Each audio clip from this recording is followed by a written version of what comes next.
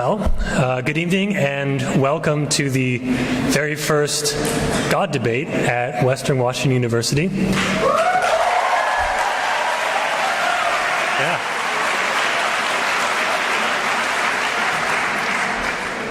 I'm Stephen Peterson. I'm the president of the Freethinkers of WWU Club.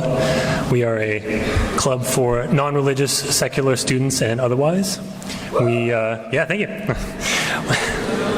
So we like to get together and talk about exactly this sort of thing of what people believe and why. And we're collaborating with the Newman Catholic Campus Ministry to bring some excellent debaters here to talk on the existence of God. And when we first started this, we did not know the demand. We originally were going to have it in Arnson 100, and that was too small. So thank you for your enthusiasm. This was pretty great. Yeah.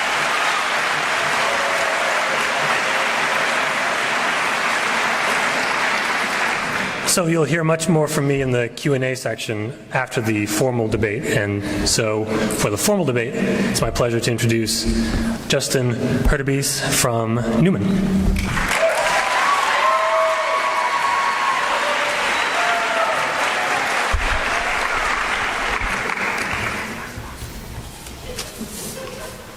Hello and welcome. As Stephen said, my name is Justin Hurtubise, and I work as a disciple in service at Newman Catholic Campus Ministry. Before we begin, I'd like to extend some thank yous. Thank you, Stephen Peterson, and all of the Freethinkers of WWU for helping host this event. Thank you to the Performing Arts Center and their staff for accommodating us on such short notice. Thank you to the Associated Students and their staff. Thank you to all of our student volunteers, and thank you to each one of our debaters who have come up from Seattle to make this event happen. Tonight, we'll be debating about a topic that affects each and every one of us in this room. Whether we believe in God or not, the idea of God influences the very fabric of society. We live in a country that prints "In God We Trust" on our monetary bills. Over the course of history, wars and atrocities, as well as incredible peace and humanitarian efforts, have all been committed or undergone in the name of God. I believe the Newman Catholic Campus Ministry, the Freethinkers of WWU, and all of our debaters would all agree that tonight's topic cannot be approached with apathy. It must be pursued with all the human experience we can muster, with the head and the heart, with intellect and passion. This is the God Debate. Please join me in welcoming our debaters to the stage.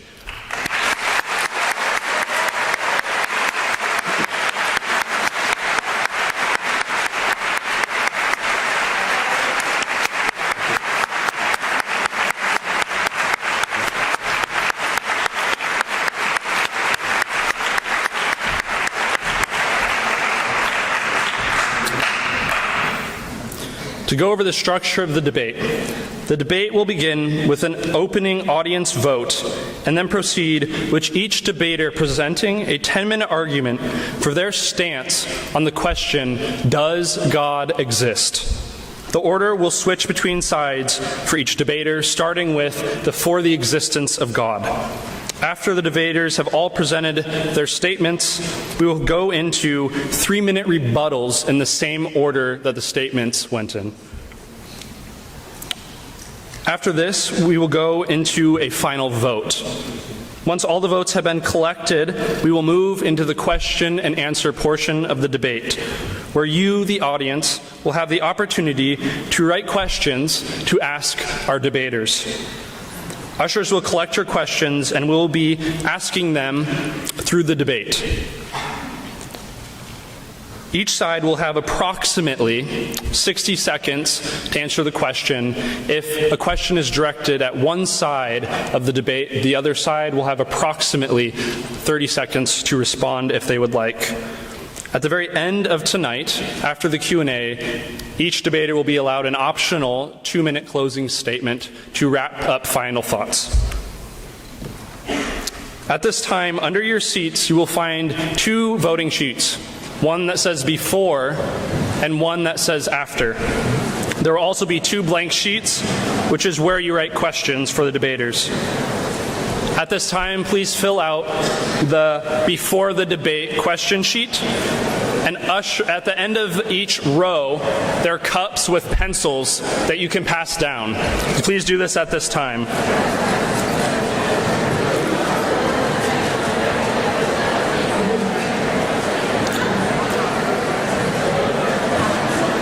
To go over the sheet briefly,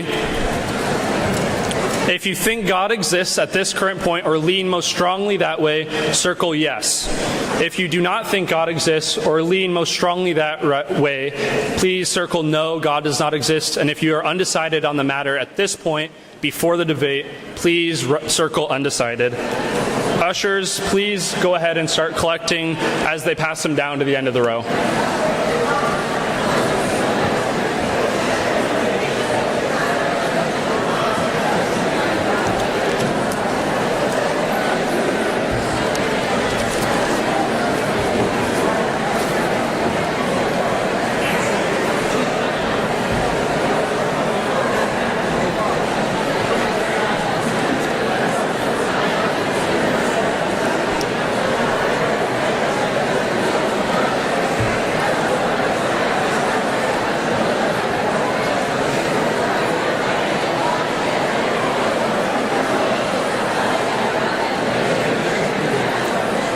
Is there any chance we can briefly get house lights for people filling out their tally sheets so they can see the sheets?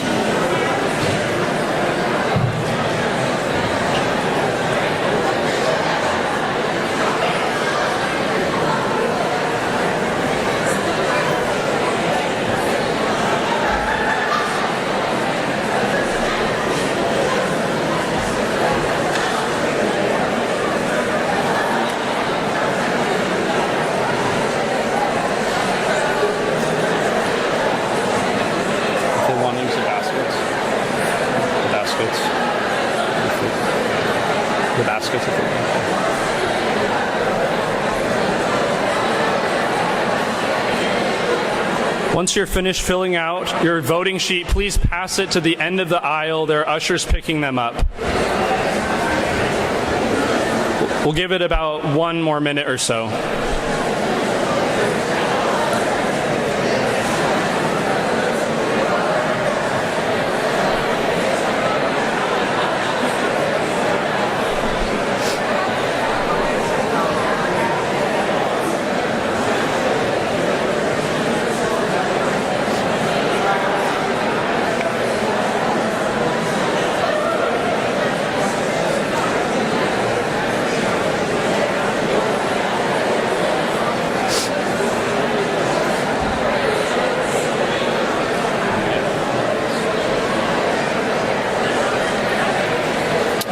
Please wrap up and get those to the ushers, as we will be tallying those during the debate.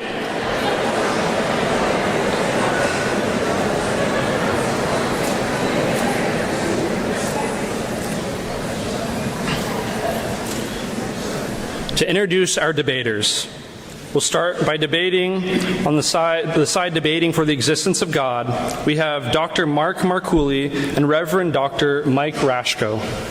Dr. Markuly is the Dean of the School of Theology and Ministry at Seattle University. He earned a Ph.D. in education from St. Louis University, an M.A. in systematic theology from Aquinas Institute of Theology. He also has a B.A. in journalism from the School of Journalism at the University of Missouri-Columbia. Prior to joining Seattle University, Dean Markuly was Associate Professor of Religion and Education and Director of the Loyola Institute for Ministry of Loyola University, New Orleans. Markuly's research interests have centered on learning theory as it applies to religious and theological education and the role of religion and spirituality in American culture. Dean Markuly has published on issues that reach across the religious-secular divide in society, such as the spiritual dimension of student athletics, the tensions existing between Christianity and business leadership in a capitalistic-oriented economy, and the cultural dynamics of professionalism that impinge on the professionalization of lay ministry.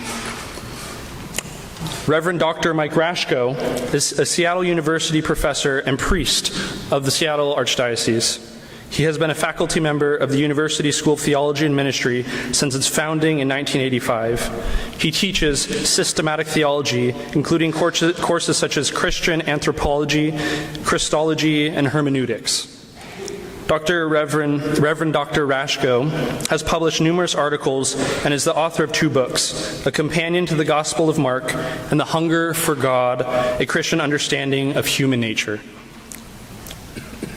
Reverend Dr. Raschko has studied at Harvard's Divinity School and received his Ph.D. in theology from the Divinity School at the University of Chicago. He was ordained a Roman Catholic priest in 1975. Debating against the existence of God, we have Dr. Valerie Tarico and Bob Seidensticker. Dr. Valerie Tarico, former director of the Children's Behavior and Learning Clinic in Bellevue, Washington, is a psychologist with a passion for personal and social evolution. In 2005, she co-founded the Progress Alliance of Washington, a collective of future-oriented donors investing in progressive change.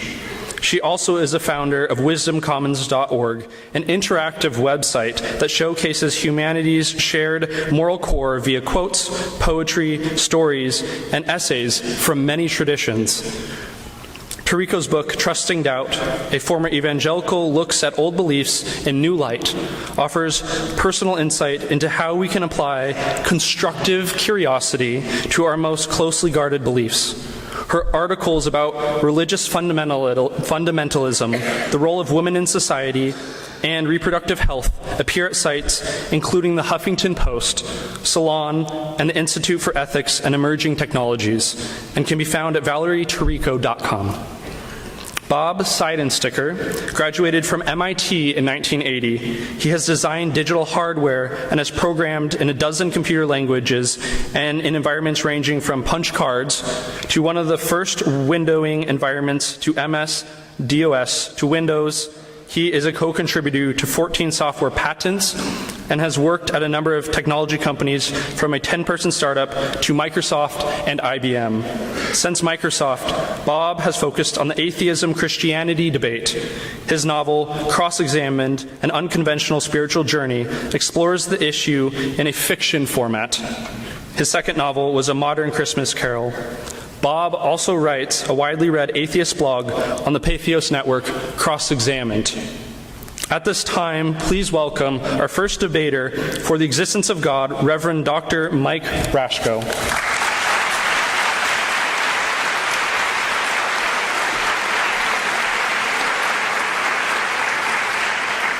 Thank you. I have 10 minutes, and I've got 4 points to make, so I'm going to have to keep moving. First point. Proofs for the existence of God don't work. Believe me, I've studied them. I've studied Aquinas' 5 proofs. I know, not Abelard, but Anselm's ontological proof. I've written on them.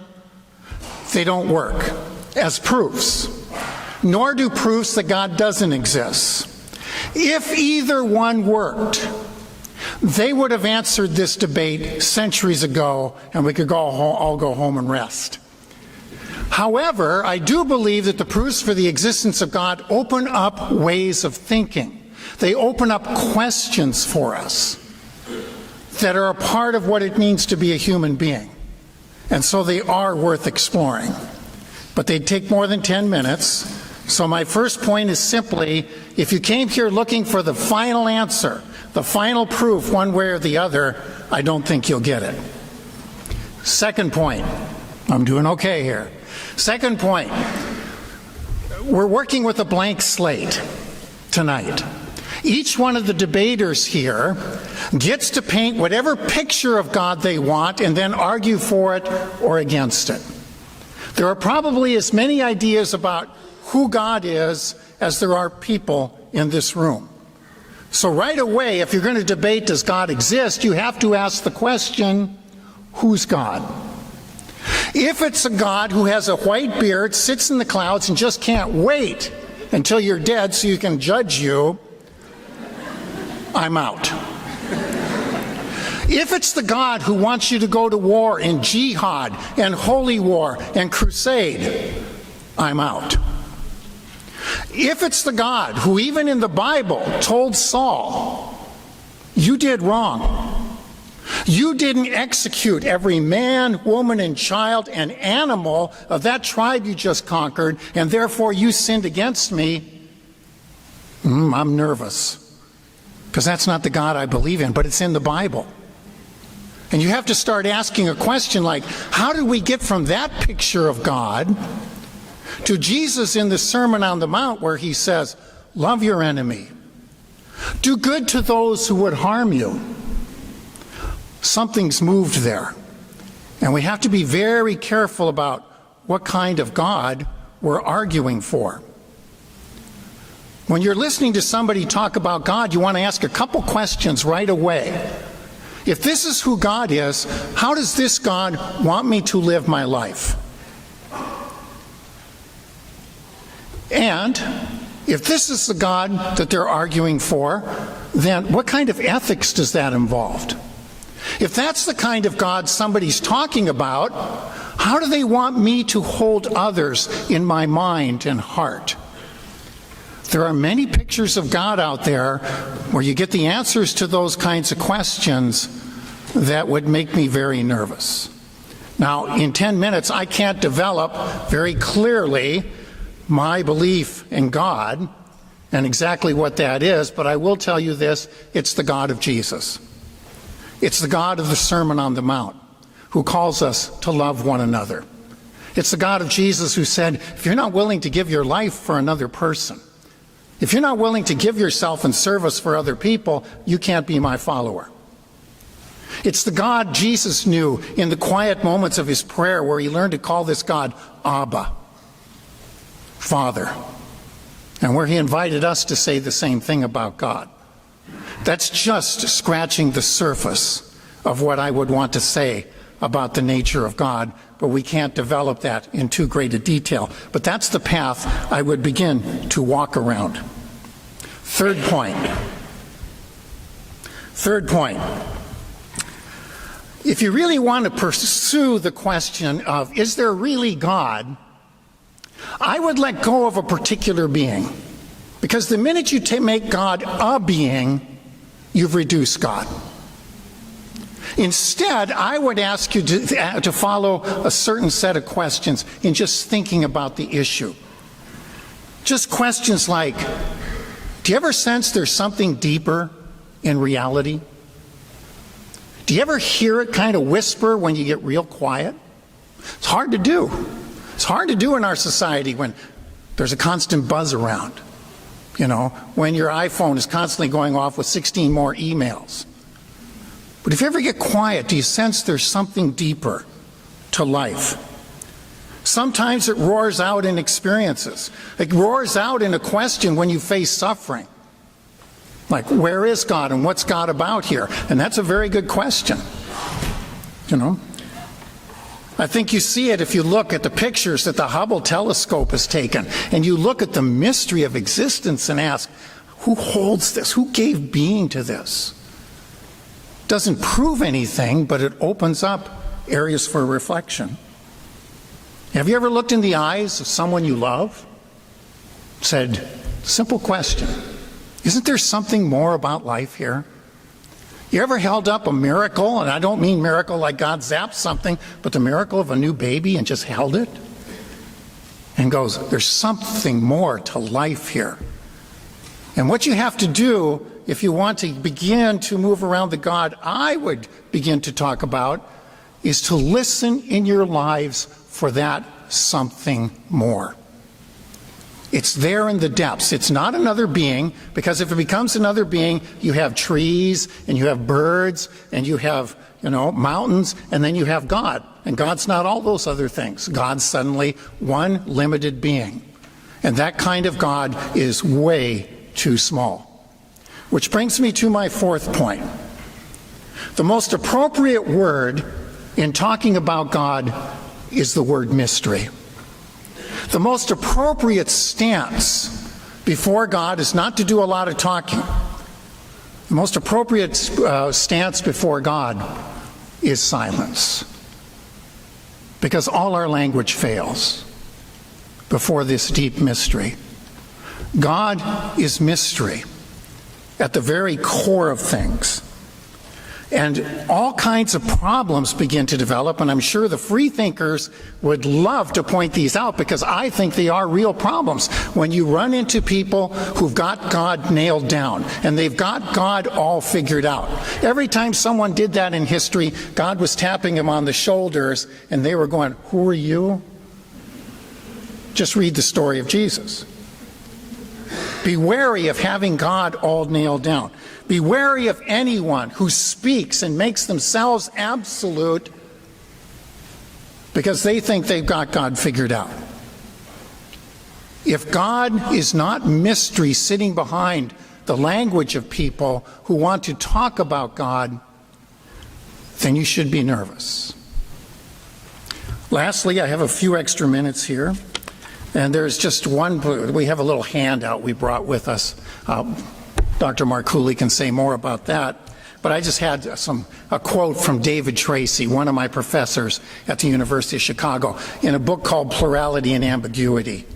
It's a book I use in hermeneutics class, but don't let that scare you off. The last chapter, he talks about religion there, and he says, what's religion really about? What's belief in God about? What kind of questions should you be asking to pursue that kind of question? And he goes on with a long list. It takes up a whole page here. I'll just, with my 1 minute and 28 seconds, just read some of the important ones. He says, questions provoked by radical contingency and our mortality. Questions provoked by the transience of everything human. The question of suffering. That contrast experience par excellence, which enters every life at some point to interrupt its continuities and get us asking, what is life about? The question of why you sense deep within you some sense of responsibility. Why you hear a call to be faithful to ethics. The question that says there must be some order here that underlies just even the first step of science. It's not a product of scientific thinking, it's what allows scientific thinking. The grand assumption that there is order in our experience. The question of why an occasional sense, however transient, of the sheer giftedness of your life. Was that it? I have 20 more seconds. The sheer giftedness of your life. It's by asking those kinds of questions and sitting quietly that slowly but surely you'll come to an answer for yourself of whether God exists or not. Thank you.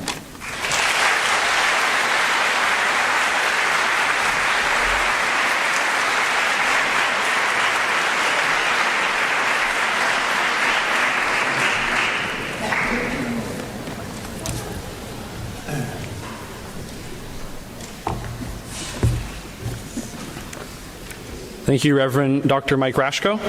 Next up, debating against the existence of God, we have Bob Seidensticker, author of Cross-Examined, An Unconventional Spiritual Journey, A Modern Christmas Carol, and Cross-Examined, an Atheist blog on the Patheos network.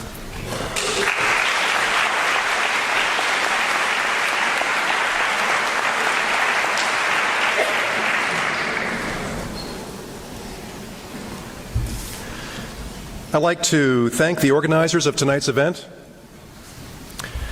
Justin Hurtubise and the Newman Center and the Freethinkers of Western Washington University, and our Seattle University opponents, Professors Markuly and Raschko. And most important, I thank everyone in the audience for coming tonight and for bringing their open minds and their skepticism. I'll respond to those points in my rebuttal, but first I'd like to give my own arguments that God does not exist. I don't claim to give proof that God doesn't exist, and I don't demand proof from any Christian. I want what I think you want, simply to follow the evidence where it leads. As I go through these arguments, let me encourage you to avoid a common but flawed response.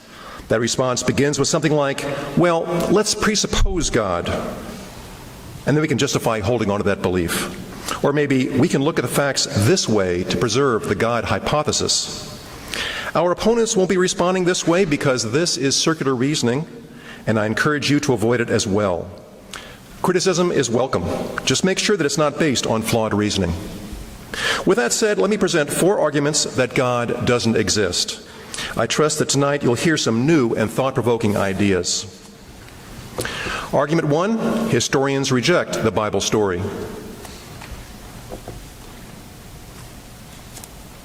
Why is the Bible not cataloged in the library in the history section? You never find the story of Jesus in a history book like you would for Julius Caesar or Alexander the Great. That's because historians reject miracles, not just in the Bible, but consistently in any book that claims to be history. Remember the story of Julius Caesar crossing the Rubicon? It said that Julius saw a divine messenger who urged him to cross. Remember Caesar Augustus, who ordered the census that brought Mary and Joseph to Bethlehem. Augustus was himself divinely conceived, and he ascended into heaven when he died. And legends about Alexander the Great grew up in his own time. These reports are part of history, but the events are not. Strip away the miracle claims from Julius Caesar or Caesar Augustus or Alexander the Great, and you're left with precisely the story of those leaders that we have in history. But strip away the miracle claims from the Jesus story, and you have just the story of an ordinary man. The Jesus story is nothing without the supernatural claims which historians reject. Christians argue that we should treat the gospel story like any other biography of the time, and I agree, but they won't like where that takes them. Argument 2, Mormonism beats Christianity. Christian scholars compare the huge number of New Testament manuscripts to ancient manuscripts of other books. But this is too easy a comparison. What they should compare is Christianity against the gold standard, Mormonism. Mormonism has an almost perfect historical record. It certainly beats traditional Christianity. 1. Consider the breadth of documents. The early Christian church is documented by the writings of Christians and contemporary historians. But Mormons point to newspaper articles, diaries, letters, and even court records, documenting the early fathers of their church, a far broader record than that of the New Testament. Some of these accounts from the early Mormon church were written days or even hours after the events. 2. Consider the quality of copies. We have tens of thousands of New Testament manuscripts, but the books of Mormonism were written after the modern printing press, and we have many early identical copies. We have handwritten originals.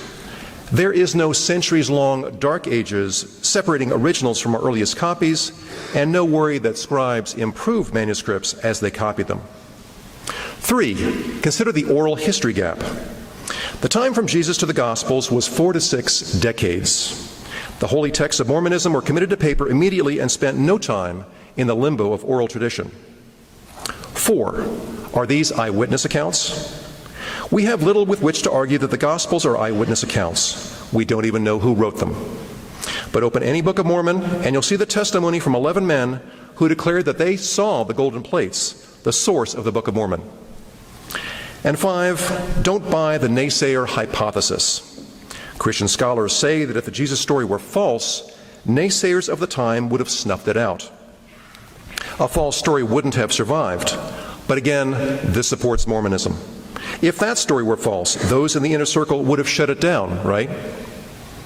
Or is Mormonism's existence today proof of its validity? Naturally, I don't believe the Mormon story, but then why would you believe the Christian gospel story when the historical evidence for it is far, far weaker? Argument 3, because there's a map of world religions.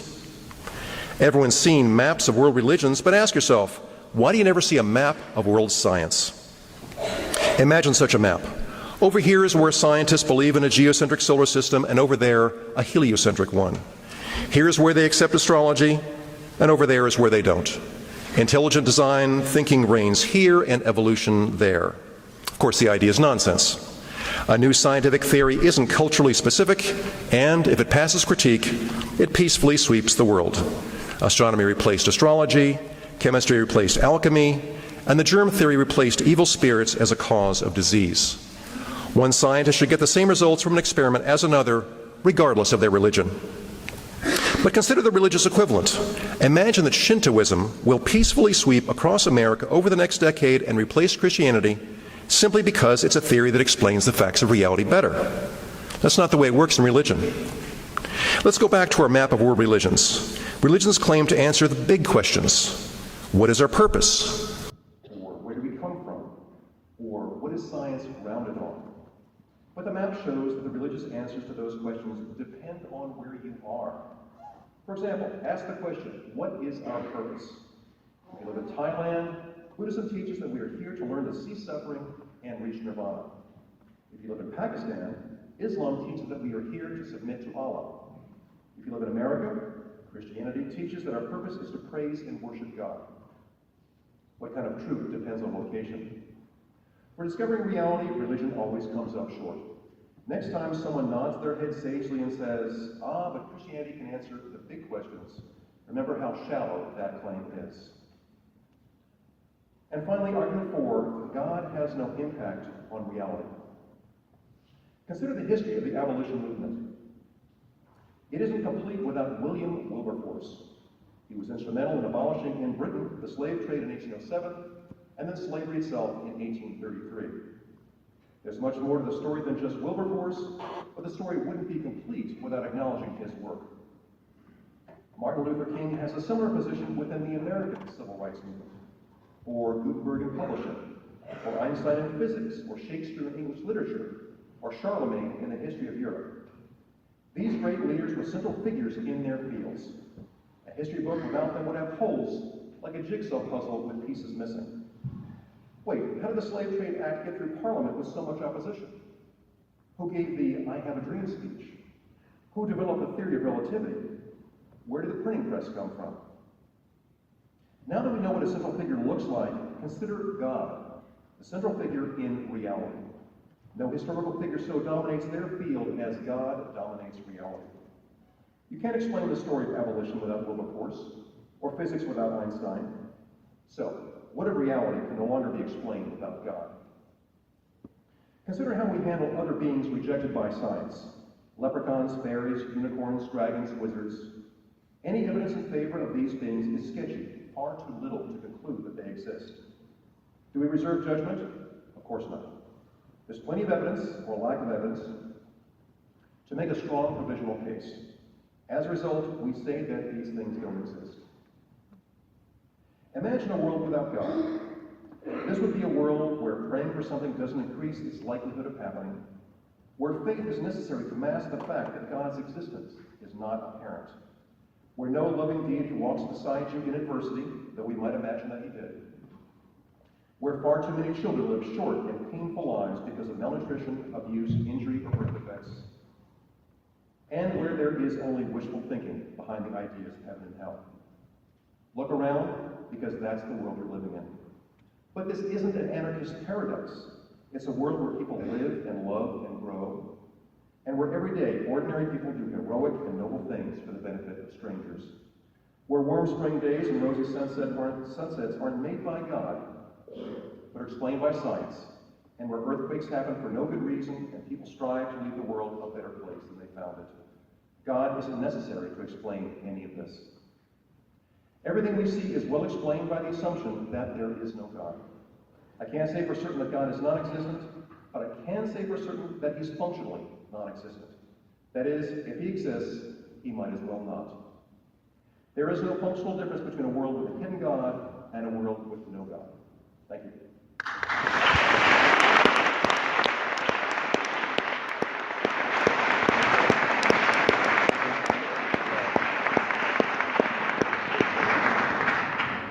Thank you, Bob Seidensticker.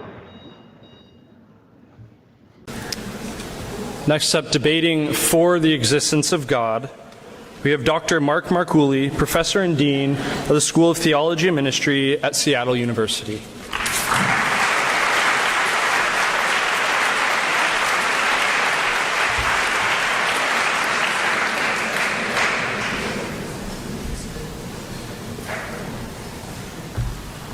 I guess I start. Thank you.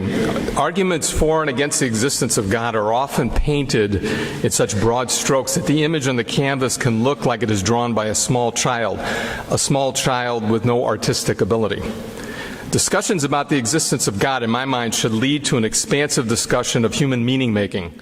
It is also about human motivation, how such meaning-making can promote, inspire, and sustain the kinds of human actions that increase or reduce human suffering, care for the earth, and bridge building across the very real and toxic divisions in the human race. There are people on both sides of this debate that do all of these things. So for the record, I do believe in God's existence. This belief did not come to me because I was indoctrinated into it as a young child, or because I need a crutch to face the uncertainty of life or the fear of mortality.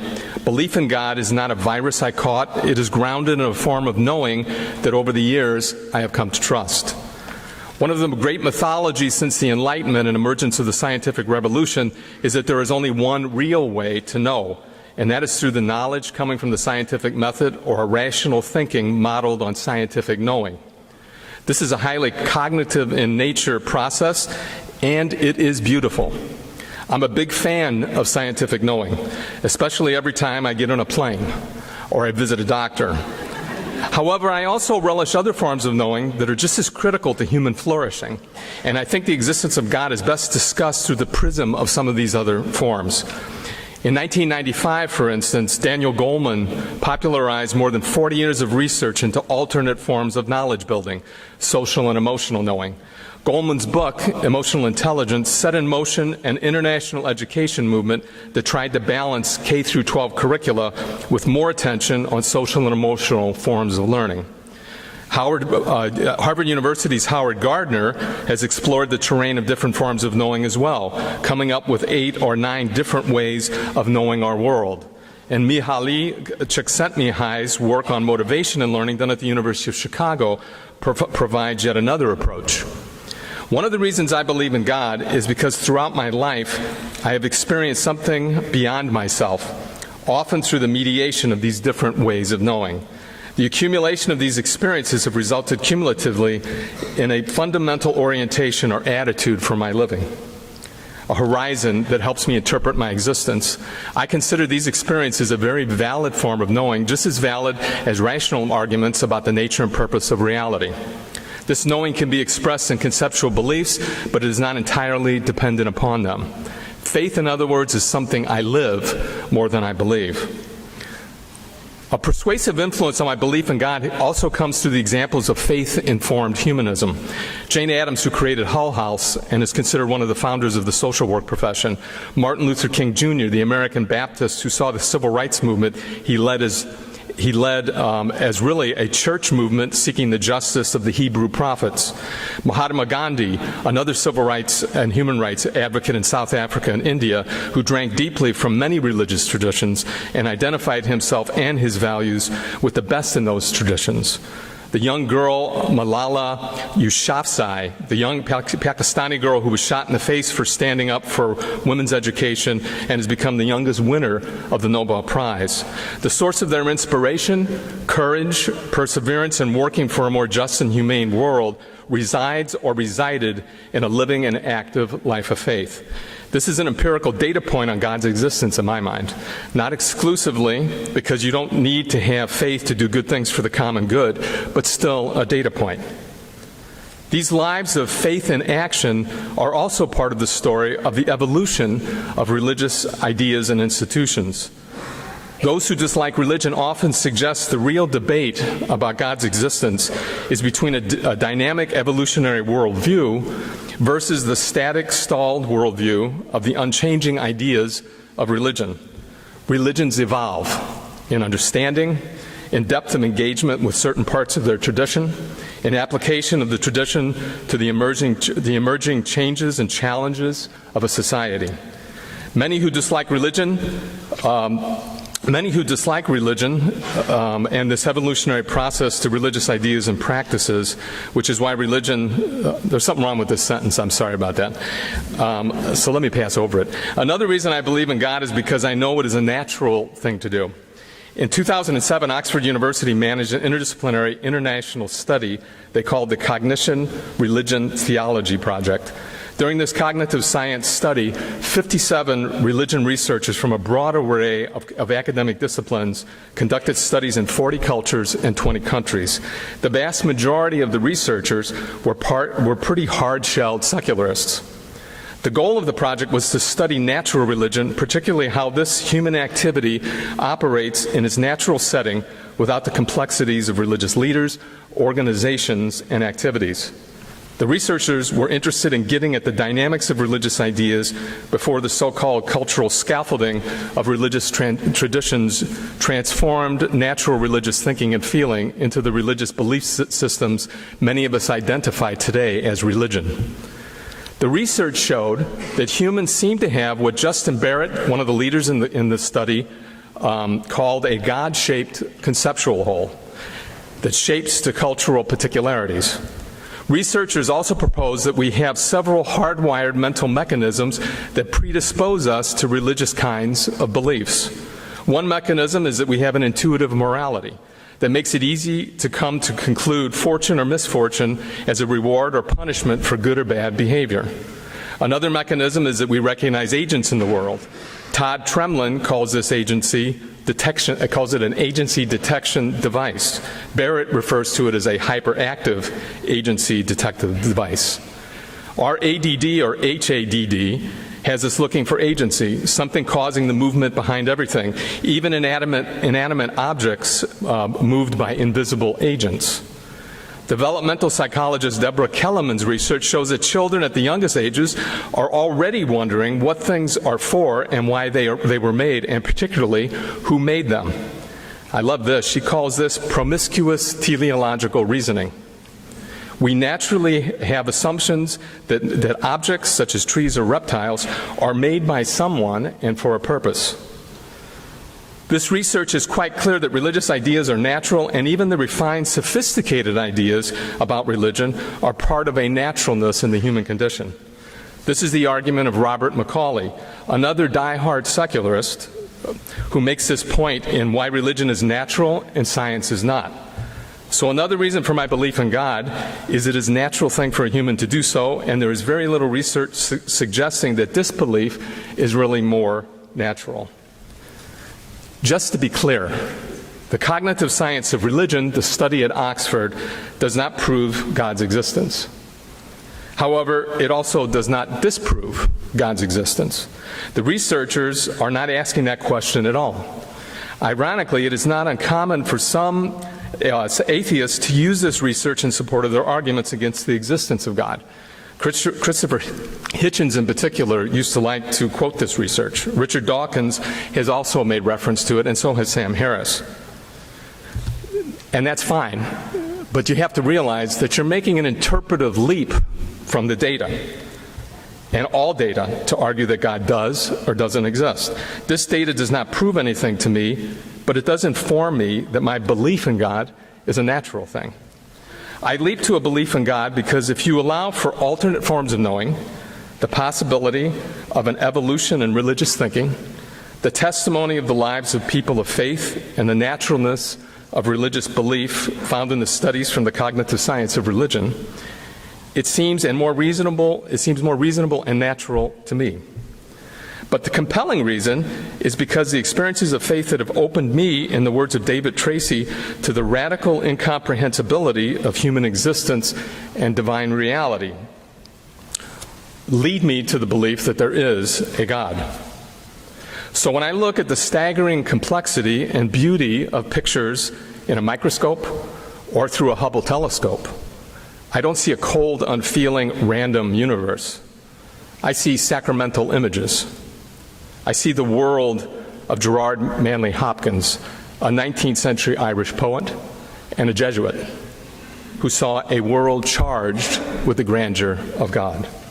Thank you.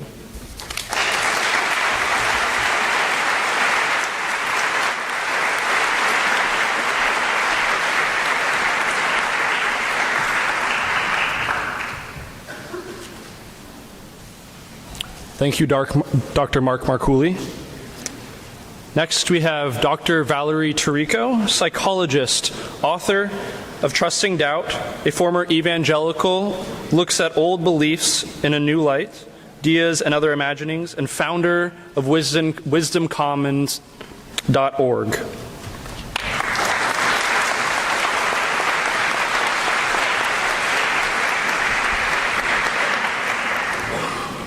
Thank you.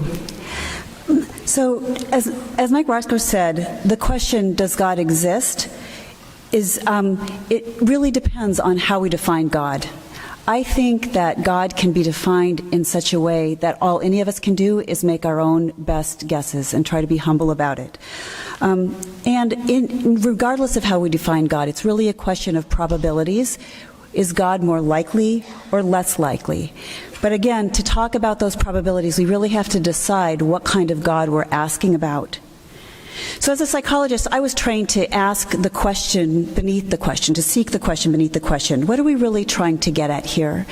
Because I think believers often try to argue for the possibility of an abstract creator, for example, who shaped the constants of the universe, when what they really want is to carve out possibility space for something much more personal and traditional, like a God who loves us unconditionally but required the death of Jesus to save us from our sins.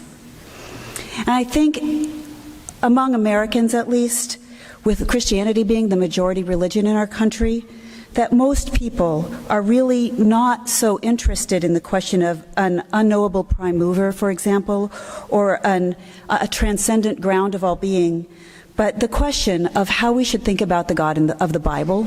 And so that is the God that I'm going to address tonight. Because the God of the Bible God is an all-powerful, all-knowing, and all-good deity. He intervenes in human affairs in response to prayer and for a host of other reasons. People who believe in this God claim specific historical knowledge of him, and they claim specific promises from him. And we have ways of evaluating many of these claims. To my mind, the likelihood that the Bible God exists depends on the answer to 4 questions.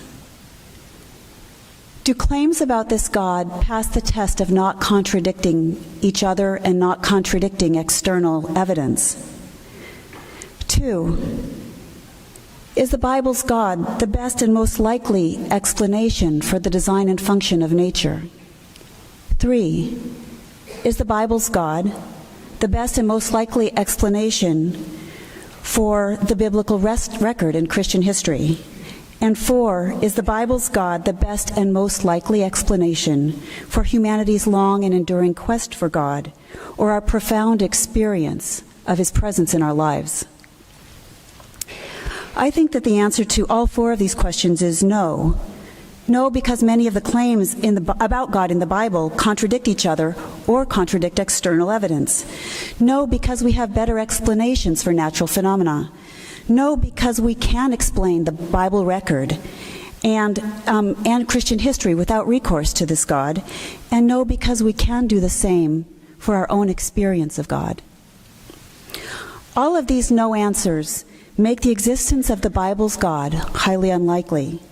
But in the interest of time, I'm just going to touch briefly on the first question, one small piece of it, and then I'm going to skip ahead and touch on one small piece of the last question, which is about the psychology of religion, since as a psychologist, that's what I'm most interested in.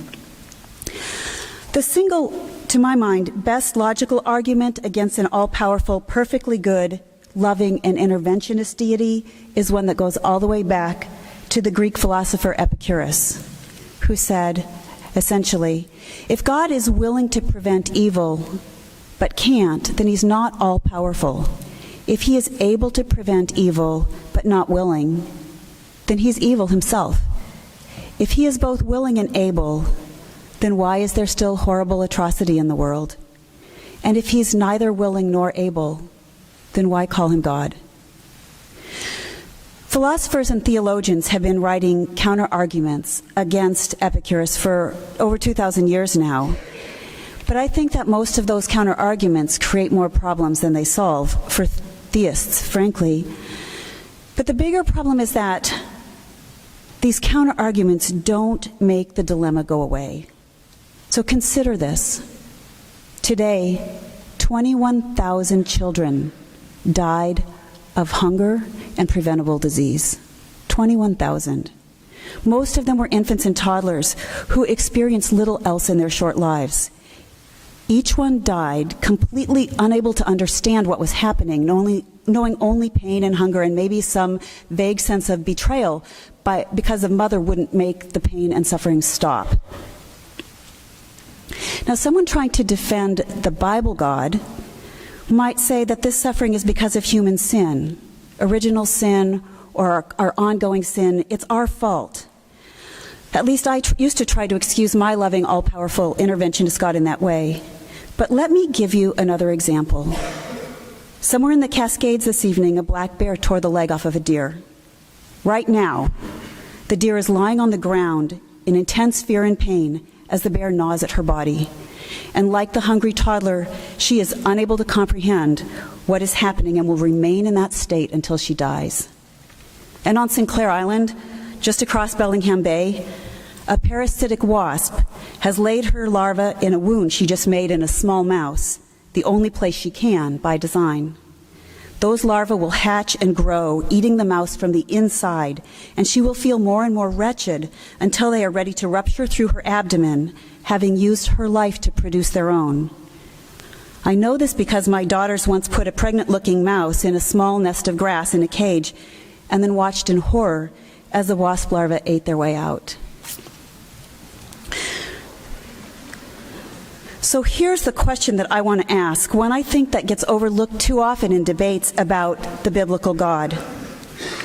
Why is our yearning to believe so powerful that no number of starving children, no amount of suffering among other sentient beings can shut it down?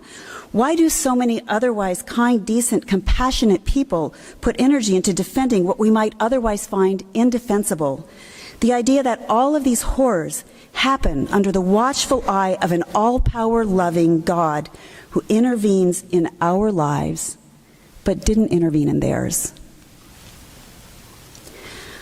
I said earlier that the question, does God exist, is a proxy for a different one that is deeply personal to us. And here's what I think that question is. Here's what I think we really desperately want to know. Does there exist a God who is relevant to our lives, whose power we can tap, or favor we can curry in order to live happier or longer, to attain peace and love, to transcend life's hardships? Is there a higher power that can help us to win the eternal internal struggle against immediate gratifications and short-sighted selfishness that put our own long-term well-being at risk and that of other people as well? Our quest to find and know God is instrumental, although it sounds strange to put it that way. It's a means to an end. Not long ago, a meme made its way around Facebook that said, "If God can't keep little children from being abused in his own places of worship, what good is he?" The meme was obviously a jab at the Catholic hierarchy or maybe at Protestant institutions, given the growing Protestant sex abuse scandal, but let me emphasize that that's not actually what I'm after here, because this also illustrates something really important and rare in the public conversation. We rarely ask out loud about God, what good is he? Meaning not, is he good, as in the dilemma posed by Epicurus, but what use is he? And yet that is really what lies beneath the questions about God's existence and nature. What good is he to us? How can we get the good things we want from him? What must we do or believe or confess in order to win his favor? Our ancestors generated a whole host of ideas about who the gods were, and then rules about how humans can relate to them in ways that get us what we want: health, children, enduring prosperity, protection from our enemies, bountiful crops, along with more esoteric desires like a sense of tribal superiority or individual righteousness, or something deeper and honestly more wonderful. And perhaps most importantly, the ability to delay or avoid death, or at least make it not permanent. Not everybody wants the same thing from God, either here or on earth or in the afterlife, but regardless of the specifics, when we commit our lives, our money, our energy to a God, we expect something back. Without the hope that our devotion would change our lives and afterlives for the better by winning God's favor, then the question of God's existence simply isn't interesting to most people. I'll stop there.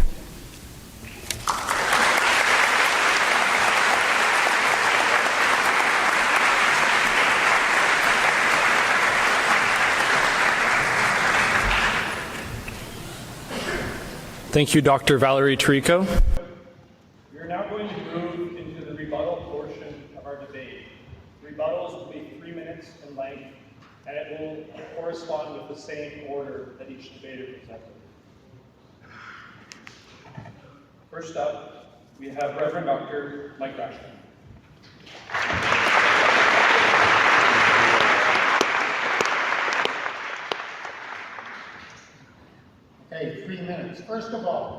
Difference between Mormonism and Christianity. Let me name 3. Number 1, the printing press. A lot easier to keep track of things when it's in the paper every day. Number 2, the Enlightenment, which tended to reduce human thinking to objective facts and only that. No room for poetry, no room for nuance, no room for the ambiguity of other ways of thinking. Number 3, a huge cultural gap between the modern world, which gave us Mormonism, and the ancient world, which really didn't even have very good standards of history to begin with. So if you want to make that comparison, there are huge things that need to be brought up to even begin to shed any light on what was said there. The one thing I would say is, yeah, there has been a lot of struggle to get back to the historical Jesus ever since the 1700s. There's been a ton of ink spilled over it. Albert Schweitzer at the beginning of the 20th century raised his hands in despair and ran off to Africa and said, we're not going to get there. There's been a lot been done since. I can't even begin to summarize it here. But yeah, it's a problem, and yeah, there's been a lot of work done on it. Number 2, there's so many differences in how God is viewed. Right, because none of them is right. Everyone shows a different face of the mystery. If you think you can work with denotative language that's scientific, E = mc squared, and that's the kind of language you can use for God, you're lost. You're sunk. It's not going to work. God language is primarily poetic, not scientific. God language is primarily the language of metaphor. And it's that kind of language that needs to be used there. It's that kind of language that leaves room for some mystery in reality and doesn't let us nail God down. The third thing that I want to address is, how does God work in the world? For the most part, the discussion tonight sees God as an efficient cause. An efficient cause is that set of conditions prior to something happening that explain it.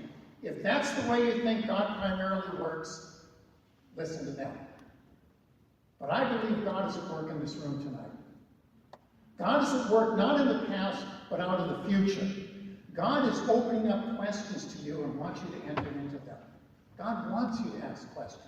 God is opening up possibilities for freedom. God is opening up possibilities for justice. God is opening up possibilities for truth, and God wants you to walk into them.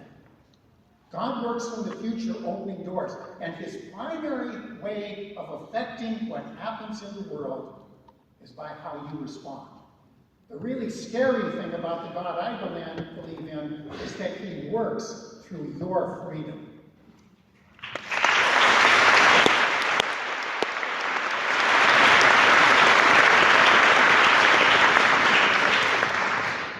Thank you, Reverend Dr. Mike Raschko. Next, we have Bob Seidensticker.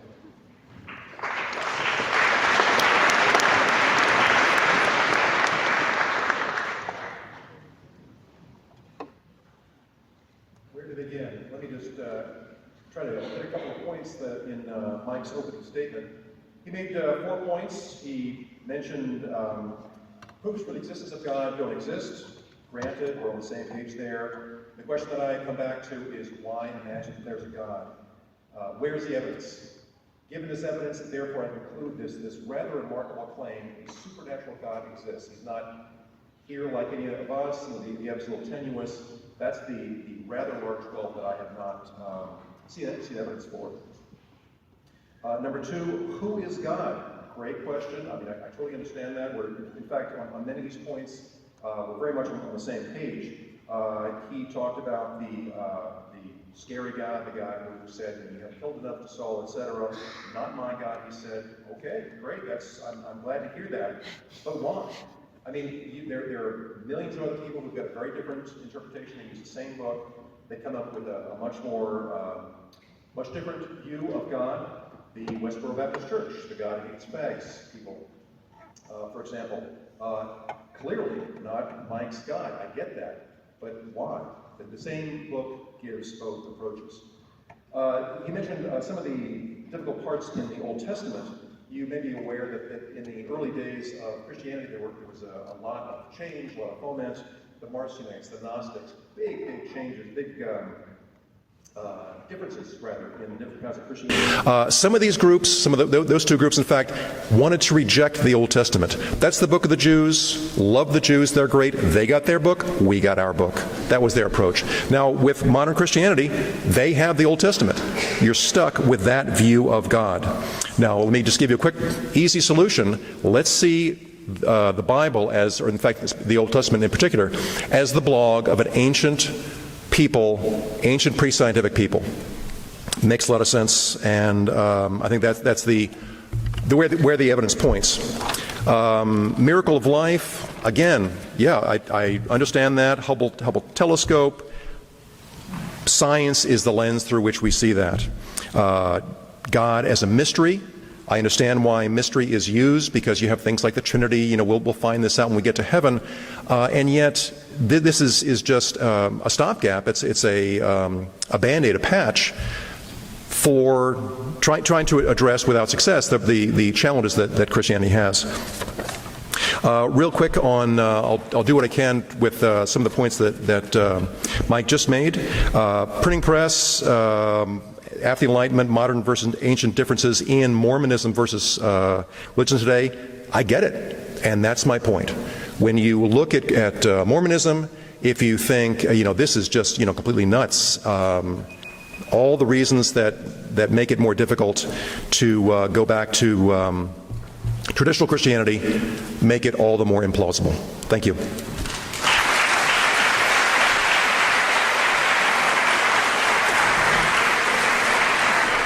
Thank you, Bob Seidensticker. Next, we have Dr. Markuly.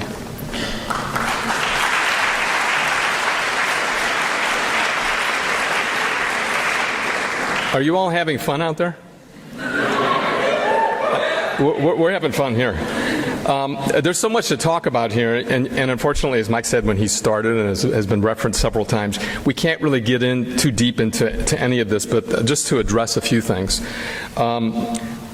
I think, as Mike mentioned, when you talk about the God of the Bible, to go to Valerie, part of what Valerie was talking about, you have to realize that there are, in actual fact, many gods described within the Bible, and an evolution of a whole lot of religious thought over a long period of time, and a whole lot of changes, cultural changes, historical changes, political changes. So there's actually, when you approach the book, if you approach it as a literal document of scientific objective fact, you're going to be perennially frustrated.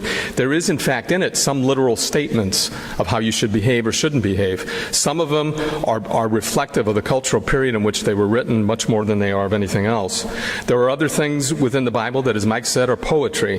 There's story, there's narrative. Story works within us in a profoundly different way than literal discursive reasoning and thought works within us, as far as trying to reveal things to us, not so much prove things to us. There's a primitive science that is in the Bible. Jesus made a mistake, if the words are accurate, and he actually made a botanical error in the New Testament, and I can point that out to you later if you'd like to be interested in that. There are lots of things going on within both the Hebrew and the Christian scriptures. But I think what Valerie talked about relative to human suffering is the most critical point. Human suffering is difficult to try to grasp with, whether you believe in God or whether you don't believe in God. I would have to cast my vote with Houston Smith, the comparative religion scholar, who said that if you look at everything done by religion throughout history, in the name of God, in the name of religion, in every culture, over the great expanse of history, he comes to the conclusion that religion has done just a little bit more good than bad. And I would agree with that, which sounds shocking.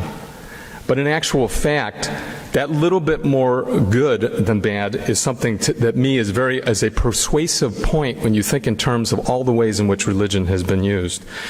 This whole thing of suffering, actually creates a whole branch in theology called theodicy, trying to make sense of that. And Anne Lamott, one of my favorite authors in A Pilgrim at Tinker Creek, actually speaks of that same kind of horror that occurs in the grass that we're not thinking about within nature. I don't have a solution for that. I know that I live as a person of faith in the tensions that exist between the pain that exists in the world And I am emboldened, I am enlivened, I am given courage when I see people rise above the pain. And I don't know what my life would be like if I didn't have that pain to rise above. I'm not justifying it, I'm not saying it's good. All I'm saying is that it's an integral part of who we are as human beings. And I think people of faith have wrestled with it in very creative ways, but if you really want to get a good idea about how they managed to negotiate that territory, look at the mystical traditions within all the religions. I think I'm out of time. Thank you.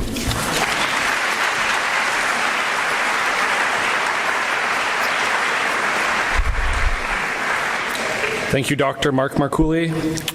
And lastly, we have Dr. Valerie Tarico.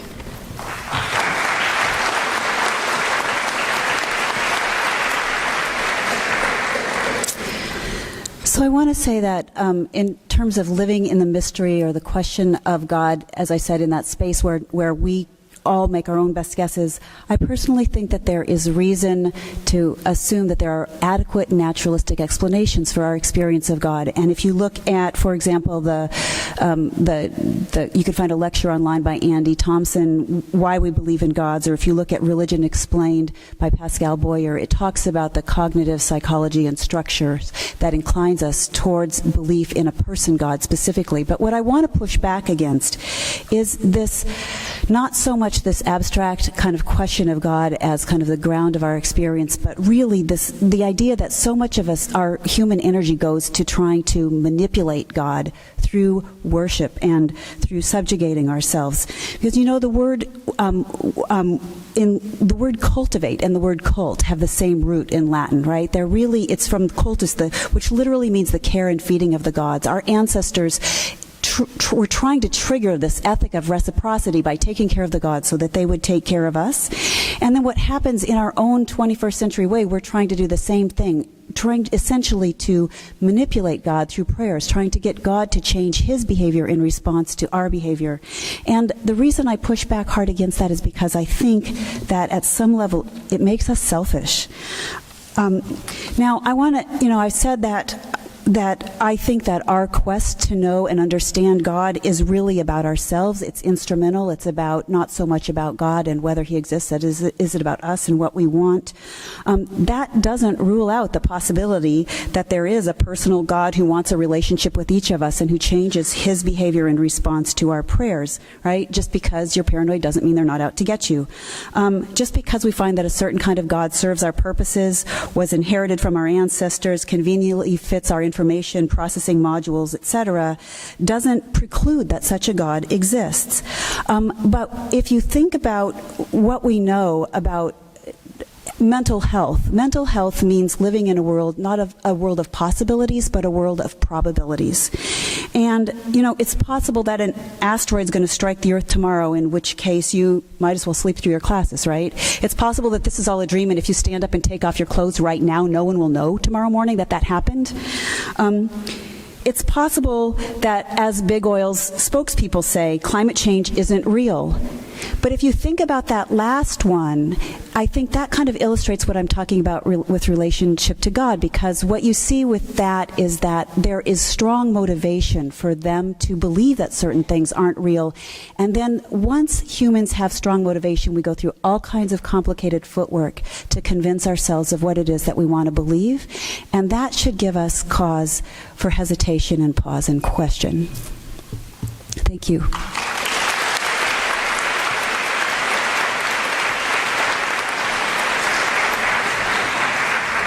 Thank you, Dr. Valerie Tarico, and thank you, all of our debaters. That concludes the first portion of our debate, the debate portion. At this time, in similar fashion as the beginning of the debate, can you please reach under your seats, grab after the debate, and circle now, where do you stand, or lean most strongly on the question, does God exist? And our ushers will be around to pick up your votes. Okay, so let's move now to the Q&A section. I will be asking questions of our now panelists, not debaters. And before I do that, I want to go over the results of the before survey. So we tallied up the votes. Not everyone voted, but that's okay. So 524 people said something. And of those 524 people, 315 said yes, they believe that God exists. 116 people said no, they don't believe that God exists. And to that I say, where are you at Freethinkers meetings? I said it to yes people too, but so. And 93 people said they were unsure.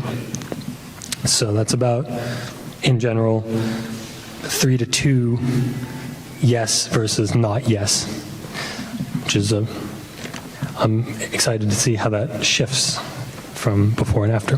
So, before we start Q&A, I'd also like to thank, again, everyone who came out. Bob, Valerie, Reverend Dr. Raschko, Dr. Markuly.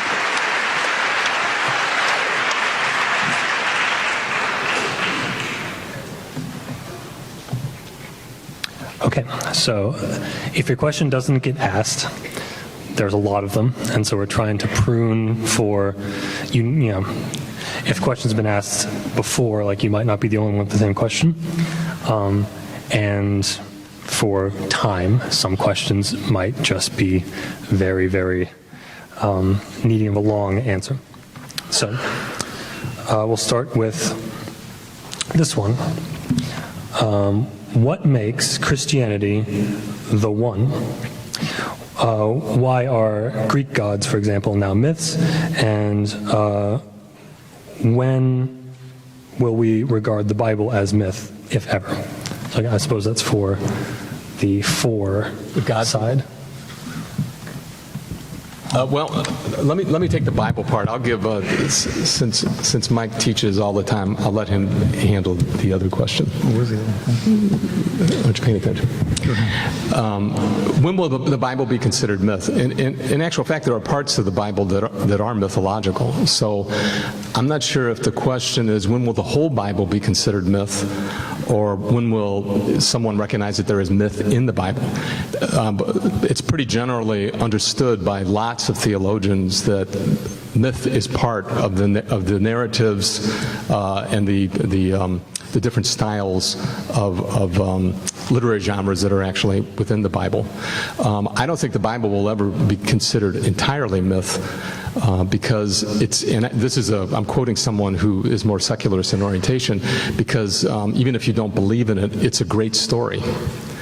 And the story itself has got a mythical ability to be able to reach people, even if you yourself do not become a Christian.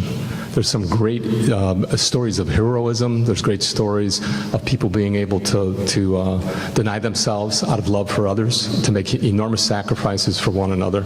That in itself is a text that's never going to lose part of its charm for a certain part of the population. I'm supposed to take the other side of the question, why is Christianity the one? I'd be real careful around that, because I think there's elements of truth. I think there's elements of the work of the Holy Spirit. I think there's elements of God's grace at work in all religions that seek to give life to people.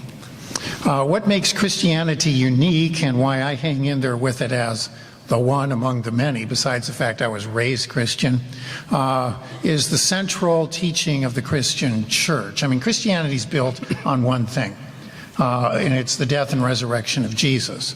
At the center of our Christian faith, I think, is just a simple little thing. Life given for others leads to fullness of life.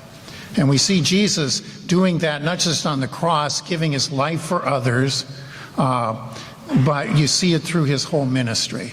I mean, you even see it, Luke is playing around with it. Again, the truth that's in that mythic narrative about his birth is the truth that, you know, the simple little quote, Mary gave birth to her son, the firstborn, and laid him in a manger, wrapped him in swaddling clothes, laid him in a manger. He's there to feed.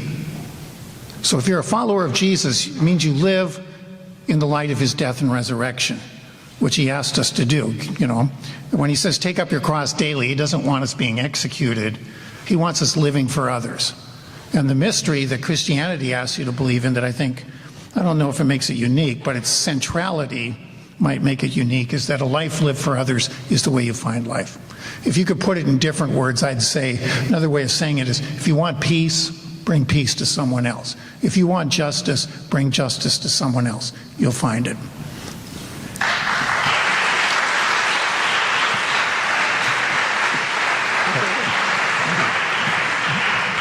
And if the other side wants to contribute to that. Just to make a couple of comments. It's hard to disagree with many of the things that our Christian friends have brought up. A life lived for others, the idea of the tenets of Christianity as a philosophy as opposed to a supernatural belief. That sounds pretty good. One thing that I'll, just in terms of something numerical in response to the question, when will the Bible be seen as myth? You might have seen the latest Pew Research study that talked about the changing trends in America. This is just America. The trends worldwide are different. But it does show the growth of the nones, that is the people who check none of the above. Atheists are small part of that, but the trend for more nuns, I think up to 25% by 2050, is expected to continue, taken away from Christianity. Okay. So in terms of applause and stuff, I think in order to ask as many questions as possible, we should probably just clap at the very end. So. Or now. Oh, you.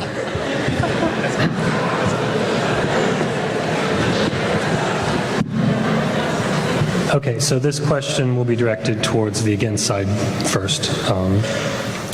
Is it safe to say that God's existence, good or bad, created civilization and strayed away from the savage desires of our evolutionary ancestors? I guess God's existence or belief in God's existence, as it were. I'm not sure of the question.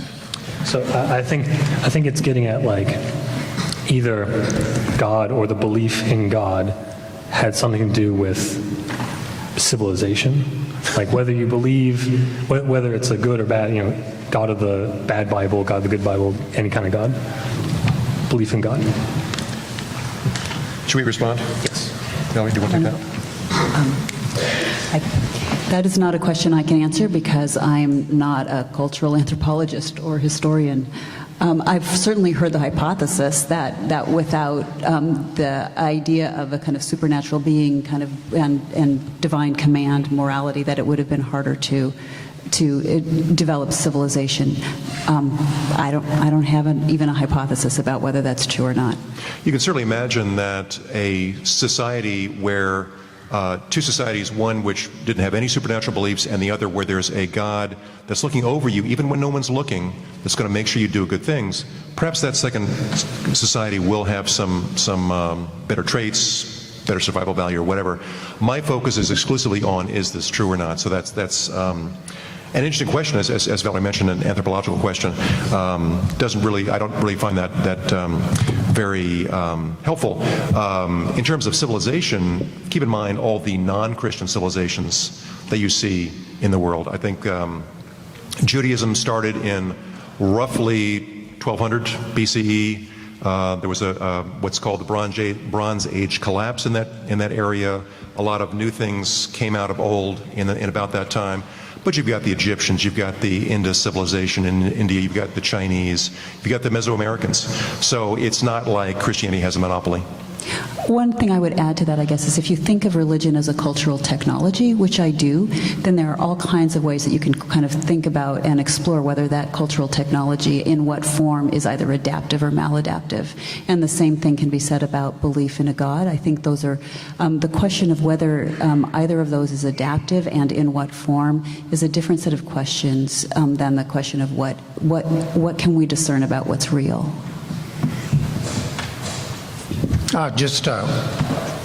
Again, it's a question of cultural anthropology, and the reading I've done in that area would argue that religion and a culture generally develop hand in hand. Just a good book if you want to read it. It's kind of old these days, but Thorkild Jakobsson's Out of Darkness traces different types of Babylonian religion. And what it does is it tends to show that how they view God was a reflection of what their society needed at its center. For instance, if you're a farming community, a god of fertility is going to be pretty important. If you're a warrior state, well, suddenly the warrior god's going to be pretty central. It's an interesting read to show how the needs of people tend to be reflected in what they see as ultimate. The other one I'm thinking of, and I can't think of his name, he's a comparative religion guy.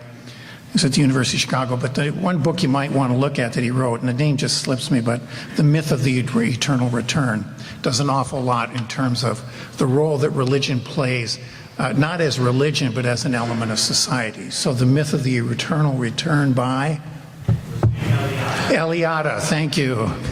Mircea Eliade. He's done a great deal of work on the role of symbols in society and symbols for the ultimate. The other thing I would say is, most societies need something ultimate at their core. And what happens when something finite, some created thing gets to be at its core, that society becomes it gets turned in on something and makes something ultimate that it begins to serve, and things get distorted pretty quickly.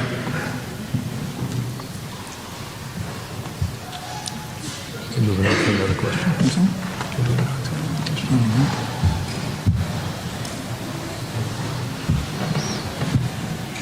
Okay. So we'll start with the for side now. How do you connect your personal beliefs about God or faith to the fact that there are so many conflicting religions and beliefs in the world, both today and in the past? I think we've heard Reverend Raschko's view, but... What? That was I think you actually mentioned something along this line, but if you could expand upon it. I think the dialogue of religions is a good thing. I think that the truth is out there in many different ways.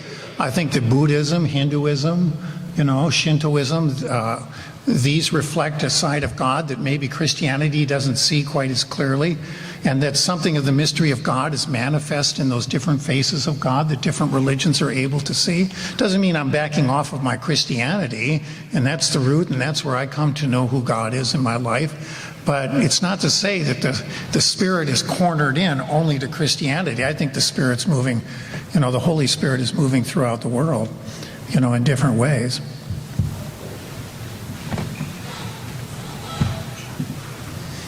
As our dean is moving us towards. He wants us into more interreligious dialogue, so I'm surprised he's so quiet here. You're doing well. You're doing great. Did you have anything to add? Because of the clock, I keep hearing a ticking in the back of my head, and I'm always afraid that we're going over. I think he covered the topic well enough for me. Okay. If you need to go on. Anything additional? No, I don't. Yeah. Or if they need to go on. If they need to go on. Yeah. Just real quick, the idea of all roads lead to God, I'm not sure if I'm phrasing it correctly, but that's an interesting idea. And if we expand that to say not necessarily all roads lead to God, but all roads lead to humanity or morality, or there's many paths to that, I like that. Not a lot negative to say about that.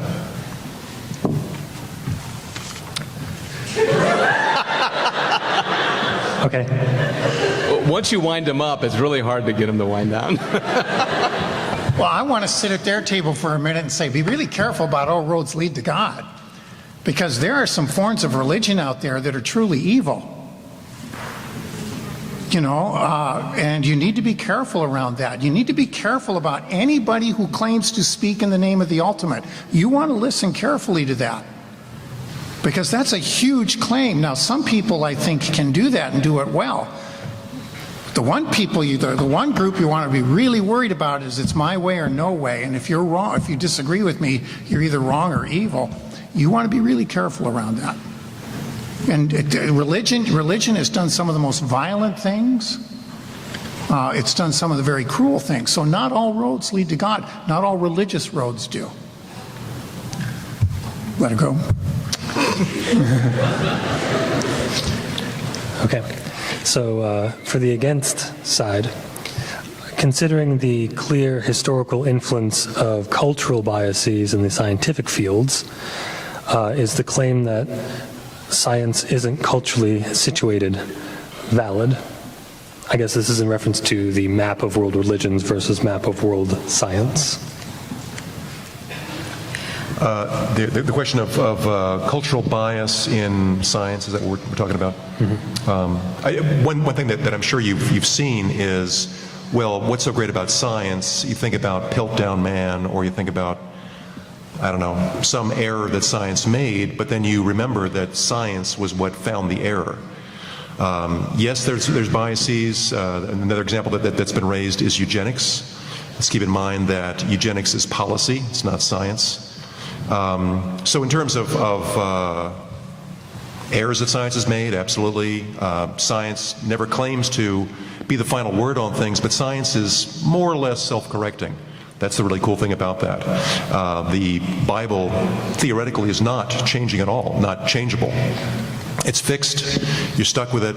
Now, of course, there's different interpretations, and of course, you can imagine what I think about that. But science is certainly flexible. It changes. It never has the last word ever.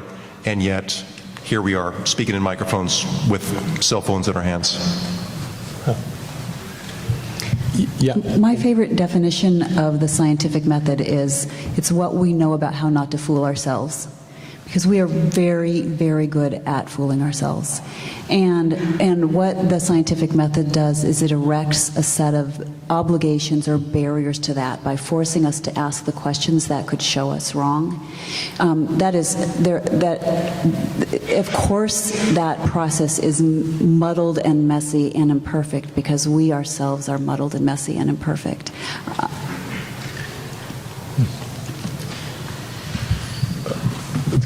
Are you done, Valerie? Yeah, go. Oh, okay.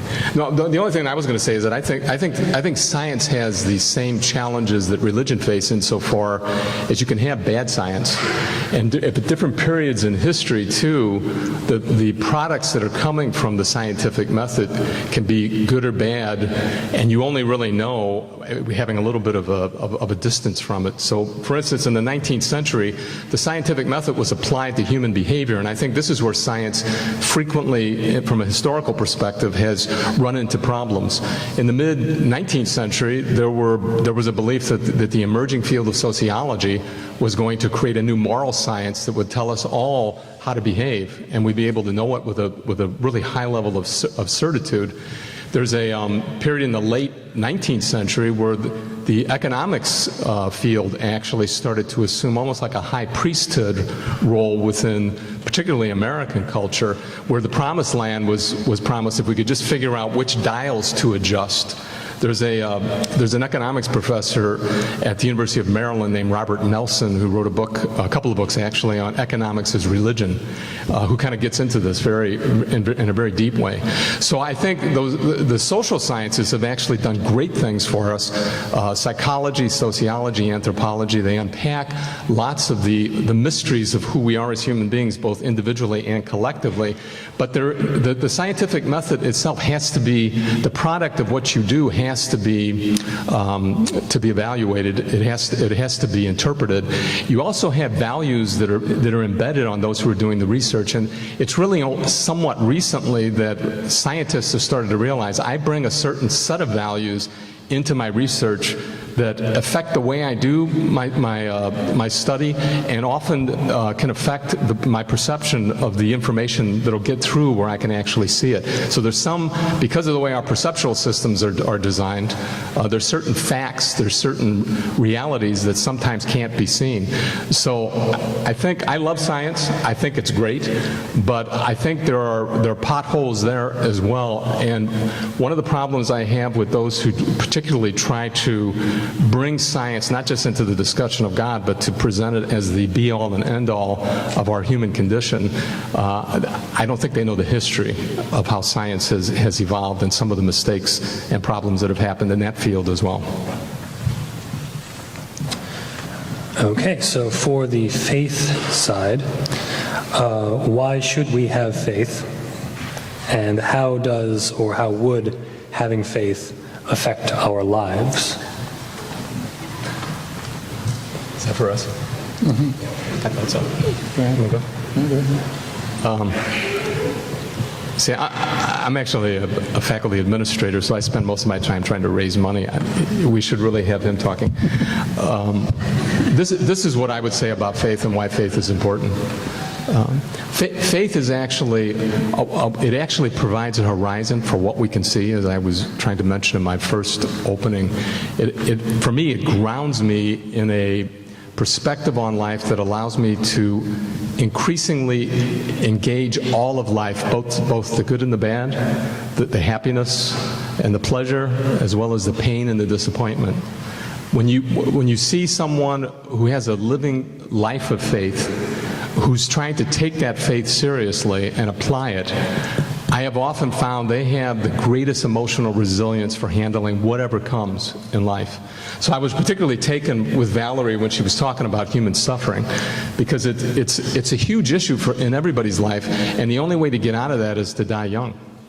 But human suffering is, I think, one of the places in which faith can offer an opportunity to be able to engage the suffering, to not run from it, to embrace the pain of it, but to have a resource within you that does not break you. So one of the things, I've had lots of things happen in my life. I'll share just one briefly, because I was actually thinking about it when Valerie was talking about it. Many years ago, my wife and I lost a 19-year-old daughter. And she essentially had a congenital heart problem that led to a terminal lung illness and went through a 9-month period of excruciating pain. Well, as a parent watching a child suffer, I can't imagine a worse type of an experience to have to go through. I don't blame God for what happened to Sandy, but I felt God very much present with me as I walked through that with her. And curiously, she did too. And she had a big part of, she had a lot of skepticism in her life. She was 19 years old. Her mind was just waking up.